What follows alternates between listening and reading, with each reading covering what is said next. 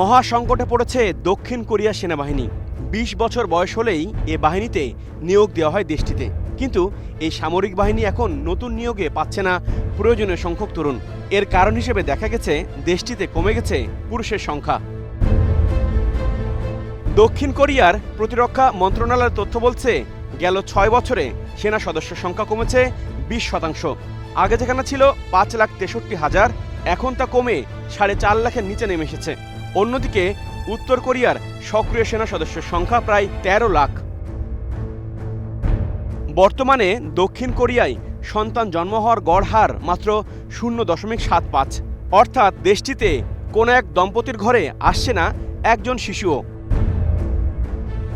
আরও আশ্চর্যের বিষয় হলো, এদেশে শিশু জন্মের এই হার বিশ্বে এখন পর্যন্ত সর্বনিম্ন। দেশটির বর্তমান জনসংখ্যা ৫ কোটির মতো।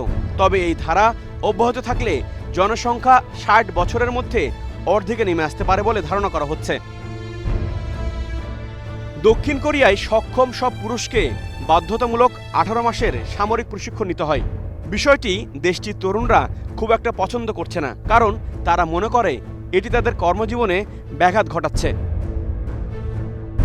দক্ষিণ কোরিয়া বর্তমানে উত্তর কোরিয়ার সঙ্গে একরকম যুদ্ধ অবস্থায় রয়েছে। সম্প্রতি প্রকাশিত এক সমীক্ষায় বলা হয়, উত্তর কোরিয়ার সম্ভাব্য হামলা প্রতিহত করতে দক্ষিণ কোরিয়ার অন্তত ৫ লাখ সেনা প্রয়োজন। বর্তমানে সেনা সংখ্যা এই লক্ষ্যমাত্রার নিচে থাকায় দেশটি এখন কঠিন সময় পার করছে। এদিকে ভূ রাজনৈতিক উত্তেজনা বাড়ায় দক্ষিণ কোরিয়া বাড়াচ্ছে প্রতিরক্ষা বাজেটও। এবছর দেশটির প্রতিরক্ষা খাতে বাজেট বরাদ্দ করা হয় প্রায় $৪৪ বিলিয়ন, যা উত্তর কোরিয়ার সামগ্রিক অর্থনীতির আকারের চেয়েও বড়। এইচআরওভি, স্টার নিউজ।